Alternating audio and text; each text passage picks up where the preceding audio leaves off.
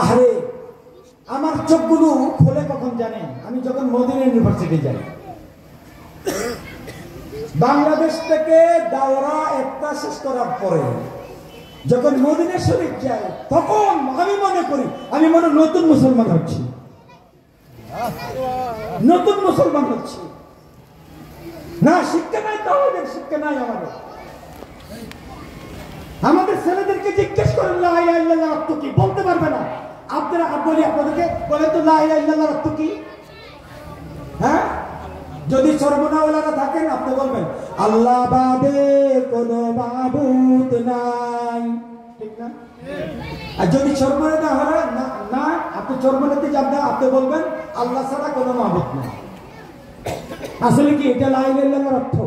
ওলামায়ে কেরামরা আছেন, আল্লাহর রাস্তে আপনাদের পাও ধরে বলেন এটা কি লা ইলাহা ইল্লাল্লাহর অর্থ?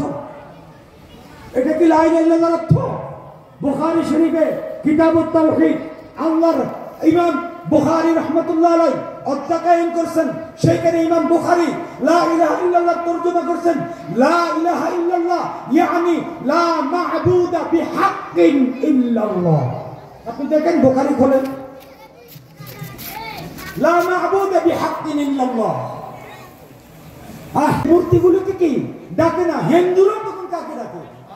মুখলিসিন, একেবারে খালেস নিয়তে কাকে ডাকে? এবার আল্লাহ বলেন আমি যখন তাদেরকে নাজাত দিয়ে বেরি পার করে দিই, যখন ঘাটে ঘাটে লঞ্চ ভিড়ে, তখন এই নিমক হারামিগুলো, এই লঞ্চের যাত্রীগুলো কি বলে জানো? আল্লাহ কোরআনে আয়াত নাযিল করে বলে, দেখছো আমাদের লঞ্চের পাইলট কত মজবুত, তার দূরদর্শিতার কারণে আজকে আমরা বেঁচে গেছি। আল্লাহ রাব্বুল আলামিন কোরআনের এই কথাগুলো ভেঙ্গে ভেঙ্গে বলেছেন।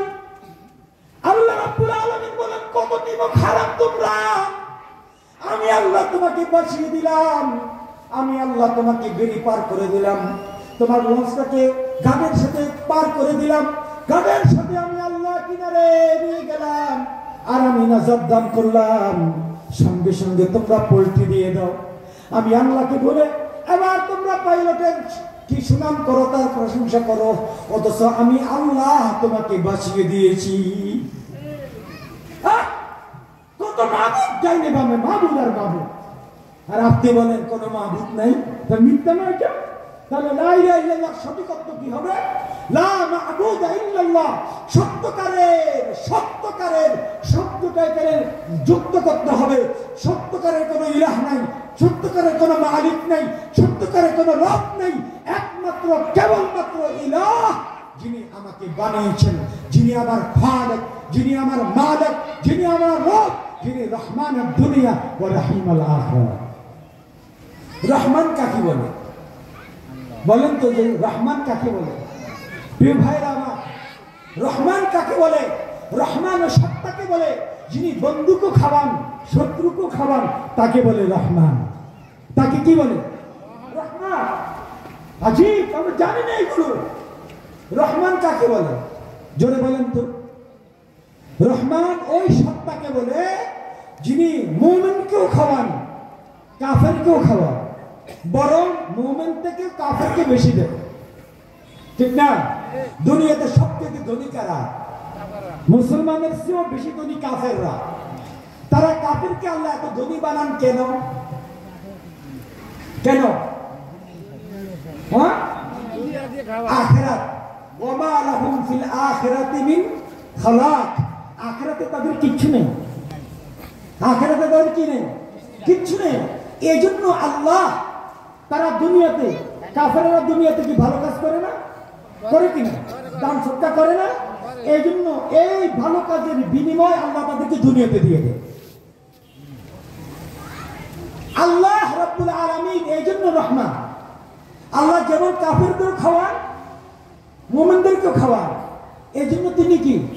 রহমান। এই জন্য রহমান আর দুনিয়া, রহমান আল্লাহ এই গুণটি কোথার জন্য? দুনিয়ার জন্য। আর রহিম ফিল আখিরা, রহিমের তরজমা আল্লাহ রাব্বুল আলামিন সংগঠিত করবেন কখন? সাকরাত থেকে। সাকরাত থেকে আল্লাহ আর রহমান থাকবেন না। সাকরাত থেকে আল্লাহ কি? সাকরাত বুঝেন? সাকরাত কাকে বলে? মৃত্যুর পূর্ব সংরক্ষণকে কি বলা হয়? সাকরাত। সাকরাত থেকে আল্লাহ কি হয়ে যাবে? রহিম। রহিম কাকে বলে?